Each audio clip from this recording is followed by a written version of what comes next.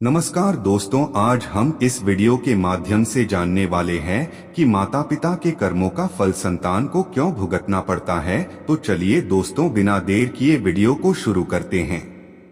मृत्यु देवता यमराज की पुत्री सुनीता थी। माता पिता के लाड़ प्यार में वह उद्दंड हो गई थी। वह अपने पिता को पापियों को दंड देते देखते रहती थी। वह पाप और पुण्य का अंतर नहीं समझती थी, इसलिए खेल खेल में किसी के अच्छे कार्य में बाधा डालती और किसी को बिना किसी कारण मारने लगती थी। ऐसे उद्दंड कार्य करके वह बहुत खुश होती थी। एक दिन की बात है, एक गंधर्व कुमार जो अपनी आराधना में योग मुद्रा में बैठा था, सुनीता ने बिना कारण कोड़े से मारने लगी। गंधर्व कुमार पीड़ा से छटपटाता तो वह खुशी से उछल पड़ती। वह उसे खेल समझती। इस प्रकार की अपनी करतूतें वह अपने पिता को बताती। पिता उसकी इस उद्दंडता को बाल सुलभ खेल समझकर चुप रह जाते और ना तो सुनीता को ऐसा करने से रोकते और ना ही समझाते। बहुत दिनों तक ऐसा चलता रहा। एक दिन फिर जब गंधर्व कुमार पूजा पाठ कर रहा था, तब सुनीता ने मारना शुरू कर दिया। जब असहनीय हो गया तो उसने क्रोध से शार्प दे दिया, तू धर्मराज की बेटी है और तेरा विवाह एक ऋषि पुत्र से होगा और तेरी एक योग्य संतान भी होगी, पर तेरे इन दुष्ट कर्मों का अंश उसमें परिपूर्ण रहेगा। सुनीता ने यह बात भी अपने पिता धर्मराज को बताई। अब उनके पिता धर्मराज को लगा कि उन्होंने बड़ा भूल कर दी। संतान की आदत और स्वभाव पर ध्यान न देकर उसे भले बुरे का ज्ञान नहीं दिया। इसके फलस्वरूप उसे शार्प मिल गया, पर अब तो समय हाथ से निकल चुका था। तब वे बोले, बेटी, निर्दोष तपस्वी को पीट पीट कर तुमने अच्छा काम नहीं किया, इसलिए तुम्हें बुरे कर्मों को करने के कारण ही यह शार्प मिला है। अब भी संभल जाओ और अच्छे काम की ओर मन लगाओ। समय बीतता गया। कन्या बड़ी हुई तो उसके विवाह की चिंता होने लगी, परंतु उसके शार्प को जानकर कोई उससे विवाह करने को तैयार नहीं होता था। भला कौन उससे पैदा होने वाले पापी संतान का पिता बनना चाहता। जब कोई उपाय न रहा तो रंभा अप्सरा ने उसे मोहिनी विद्या सिखा दी। अप्सराएं तो इस कार्य में सिद्ध होती थी। अब उसे किसी को भी मोहित करने की विद्या सिद्ध हो गई। एक दिन रंभा उसे अपने साथ लेकर वर की खोज में निकल पड़ी। एक नदी के तट पर उसने अत्रि कुमार अंग को देखा और सुनीता अंग को देखते ही उस पर मोहित हो गई। ब्रह्मा की माया तथा अपनी मोहिनी विद्या के बल पर उसने अंग को भी मोहित कर लिया। दोनों को एक दूसरे पर आसक्त जानकर रमा ने दोनों का गंधर्व विवाह करवा दिया। दोनों सुख से रहने लगे। कुछ दिनों बाद उनके पुत्र हुए, जिसका नाम वेन रखा गया। नत्री वंश के अनुरूप ही अपने पिता अंग के समान धार्मिक, सदाचारी तथा रजोगुणों से संपन्न था। आचार विचार और व्यवहार में सब उसकी बड़ी प्रशंसा करते थे। अच्छे कुल में उत्पन्न होने के सभी लक्षण उसमें दिखते थे, पर माँ के एक दुर्गुण के कारण वह शापित हुई थी। धीरे धीरे वेन में भी वे दुर्गुण प्रकट होने लगे। कुछ नास्तिकों तथा दुष्टों की संगति में वह नास्तिक भी हो गया।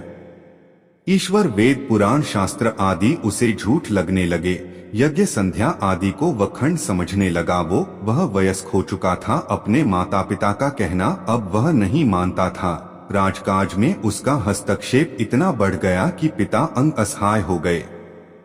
राजा तो अंग थे, पर आदेश वेन की चलती थी। सुनीता समझ रही थी कि उसके संस्कारों का परिणाम शार्प ग्रस्त इस पुत्र में उतर आया है। उसके हठ तथा उद्दंडता पर किसी का वश नहीं था। सब विवश थे। वेन के इन कर्मों से प्रजा दुखी रहने लगी। महाराज अंग को बदनामी होने लगा। जब हर तरह से वेन को समझाकर हार गए तो बदनामी से बचने के लिए एक दिन अंग ने निराश होकर चुपके से घर ही त्याग दिया। राजा के बिना अराजकता और बढ़ी। ऋषियों ने अंग पुत्र वेन को राजा बनाया और समझाया, तुम्हारे दुष्कर्म से दुखी होकर तुम्हारे पिता ने राज्य त्याग दिया। अब तुम अपना राजकीय उत्तरदायित्व समझो और सत्कार्य कर प्रजा को सुख दो।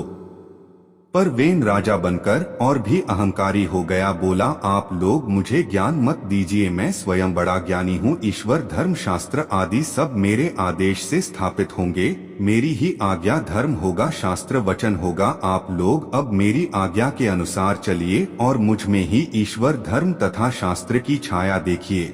ऐसे विचारों वाले वेन के कार्यों से देश में अराजकता बढ़ी और सारे धार्मिक तथा सत्कार्य बंद हो गए। प्रजा की सुरक्षा नहीं रह गई। दुष्ट लोगों का बोलबाला हो गया। धार्मिक कार्य बंद हो गए। जैसे कि हम सभी को पता है मित्रों की हर चीज का अंत होता है। पाप का घड़ा जब भर गया तो ऋषि मुनियों तथा प्रजाजनों ने विद्रोह कर दिया। वेन को पकड़ लिया और उसे प्रताड़ित कर राजा के पद से हटा दिया गया। सत्ता छिन जाने से वह असहाय हो गया।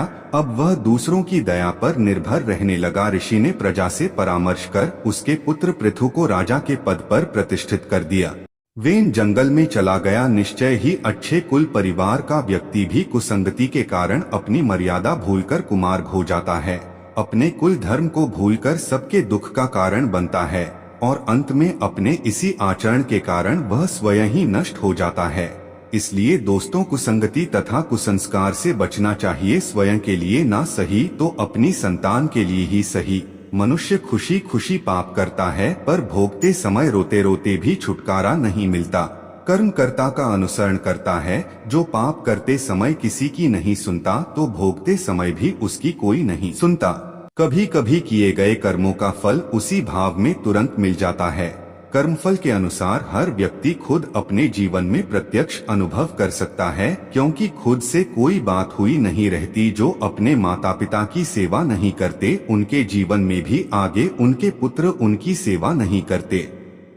मनुष्य स्वयं की दुर्दशा का कारण कोई दूसरा नहीं अपितु स्वयं ही बनता है। जो दूसरों का भला करता है उसका स्वयं का भला होता है। जीवन का कोई भरोसा नहीं है।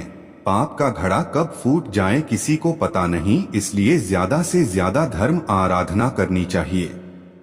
यदि आपने किसी निरपराध जीव को सताया है तो वह आपके जीवन में शत्रु बनकर आएगा। इसलिए जीवन में कभी किसी का बुरा नहीं करें, क्योंकि की प्रकृति का नियम है कि आप जो भी करोगे उसे वह आपको इस जन्म या अगले जन्म में वह 100 गुना करके देगी। यदि आपने किसी को 1 रुपया दिया है तो समझो आपके खाते में 100 रुपया जमा हो गए हैं। यदि आपने किसी का 1 रुपया छीना है तो समझो आपकी जमा राशि से 100 रुपया निकल गए।